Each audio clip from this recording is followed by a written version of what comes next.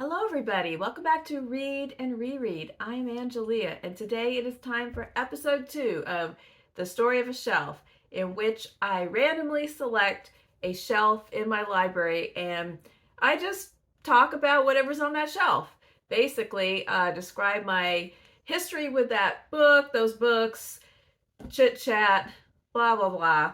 You know, if you saw the first one, it's like a mini tour, but just of one shelf, because otherwise we'd be here all day. So again, I have my trusty banana hat and it's filled with the numbers of the shelves. Now there's one shelf, I can't even, the one that we did last time, I think I took it out, but also I'm shifting shelves again. So there's a little section where if I pull that, if it looks like I edited something out, I pulled out the number of where there's some books, there's not really anything on the shelf because, okay, let's see, cut a long story short.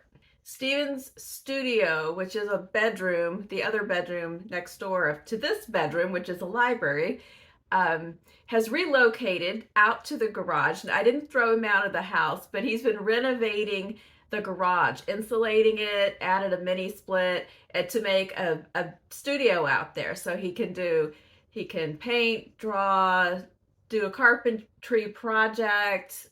Why couldn't I say carpentry? Sometimes he does a little, it's not like he does that all day long, but every now and then he wants to make something. He plays guitars, so he's still keeping the guitars in the house. He's kind of, it's sort of turning that room into more flexible, so it's a guest room and kind of an indoor Stephen spot and anybody spot. So anyway, there's a bookcase over there and I shifted some things.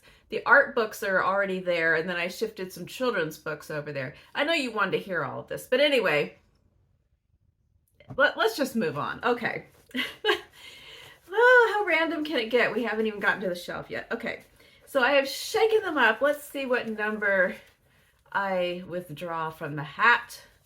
And it is number 17. So I have to figure out, I feel like that's going to be over here on the end somewhere. I'm going to figure out where shelf 17 is, and I will be back in just a minute. All right, I figured it out, and shelf 17 is not where I thought it was at all. I don't know why I thought it would be at the end, because that goes up to like 30. So it's kind of in the middle. So we were over here at that top shelf last time, and now we're kind of be over here in the middle of this particular bookcase. And it's right in the middle. So Lindy, if you watch this video, you'll be happy to know I'm not standing on a chair. I'm actually sitting on a chair to film this. This is the shelf. There are some of my favorite books here, and then there's also some books that aren't even mine on this shelf, because this collection is a combination of Stephen's books and mine. And it's mostly mine. He doesn't have tons of print books because he likes to read on his iPad quite a bit, and he's just not as big of a collector and keeper of the books as I am, where he wants the physical copy. But he does have some, and so when we get to those, we will discuss. Okay, so first of all, this is going to set me off. This could, all of a sudden, it's a 35-minute video, but here are these Emily St. John Mandel books that I have talked about a lot. If you've been around for a little bit, you know that I reread these 3 books. Station 11, which is one of my all-time favorite books. The Glass Hotel, I also love this, and The Sea of Tranquility. I love all 3 of these books. I've read one of her earlier books, and I was kind of disappointed. It was the one with the word Montreal in the title that I can't quite remember. And it was okay, but I didn't love it. So I didn't try to read any more of her older books, because I just really love kind of this lane that she's gotten into lately. And when I reread this last year, it elevated from being a book I had really enjoyed to, I realized it is one of my all-time Take It to the Desert Island favorites. And I just love this book so much. And you know, it comes up, it's starting to get into that Catcher in the Rye kind of situation where I just squeeze it in at every possible moment to recommend Station 11. And okay, so let's move on. All right, Scatterlings. This is a book at Christmas, not not 2023 Christmas, but 2022 Christmas, Emma Grace gave this to Stephen and I. She gave us a couple of books, and this was one of them. He read it, and I read part of it. I kind of got stuck and put it aside, and I can't remember exactly what my reading problem was. It seems like I did the overall story, the premise was interesting about a South African family in the early 20th century who are a mixed race couple, and all of a sudden that becomes illegal. And the woman has had some mental illness, and anyway, I think that story was interesting, but it kept segueing off into this kind of lyrical, dreamy, folk-tale-y kind of thing, and got off the actual narrative path, and so I was having trouble with it. But I kept it, 1, because it's beautiful, 2, because it was a gift, and 3, because I might try again. Oh, and then Northwoods. Okay, it's turning out that Northwoods seems to be, I didn't think about it at all. It seems to be a bit of a cilantro book. It was an early wave of people talking about how much they loved Northwoods, and I was part of that. And then other people have been reading it recently, and it's been mixed. I mean, some people absolutely love it like I did. Other people, it either wasn't quite what they expected, or they liked it or appreciated what it was doing, but they didn't love it, or they didn't get into it. Like, there's been an interesting range of responses, but I really loved it. And one of the things I love the most about Northwoods is that it has a lot of elements that I usually do not gravitate to. And when a book can make me love it when it is not what I usually like there's some magical realism, I'm not into that. There's a bunch of nature writing, not really into that. It moves around between a gazillion different, it doesn't stick with a particular character, and I'm very character driven, but it has an unusual structure, but it all worked for me, and I absolutely love Northwoods, and I want to read it again. It was one of those ones, as soon as I closed the book, I wanted to read it again. All right, these next 2 are not mine. These Peter Mathiasson books are Stephen's. I do remember, I think I gave him this book in the 90s when we were dating. Let's see if I wrote anything in it. Nope. I guess I wasn't so romantic.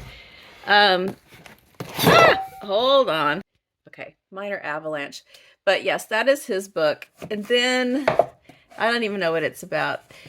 We have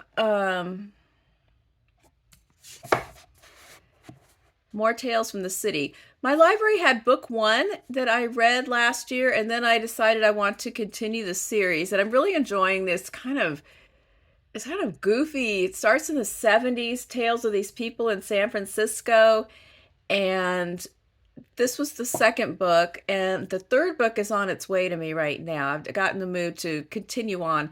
He just released, I think, the 9th or 10th book in this series. It's moved up into the present day with these characters, but I love Marianne and Mouse, especially in this series. I love their friendship and their quest for romance and love in the city, and all the bizarre, that some of the plots are so, it's like a 1970s soap opera. They're just really fun. All right, I don't remember this. The Razor's Edge, Somerset Maugham. Is that how you say his name? Did I read it? Who knows? Then we have some William Maxwell books, and these are very beautiful books. I remember really nothing about these stories except that I loved them, and that they are all like really... I saw one at my mom's house the last time I was there, and I was really tempted to borrow it in my suitcase, but I did not do it. And it was called something like They Came Like Swallows. Time Will Darken It. I love that title. Look at this cover. And then The Chateau. I love all of these. Here's a book that I read, I guess it was last year. This is another really good one. If you haven't read this yet, I'd say throw this onto your Pride Month reading list, The Sleeping Car Porter by Suzette Mayer. And I know I've talked about it several times. You could also throw You could throw the Tales of the City on there too. But it's about so what is the year, like the 1920s, or I can't remember. 1929. And this guy who is a sleeping car porter in Canada on this train, and it's just a wonderful story. Oh my gosh, the avalanche has struck again. Here's a little, this is a ring holder.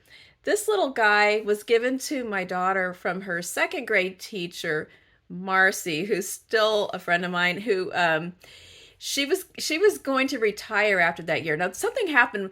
Several teachers that my daughter had retired at the end of the school year of the year that my daughter was in the class. So we used to give her a hard time about how she exhausted the teachers.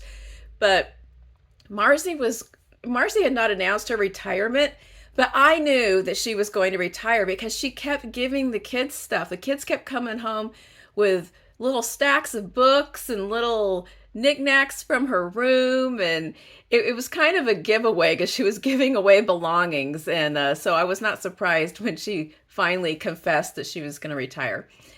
All right, so then we have the Heaven and Earth grocery store. Look at this, is like a greatest hits of last year's shelf with Northwoods and Heaven and Earth and the Emily St. John Mandels that I reread.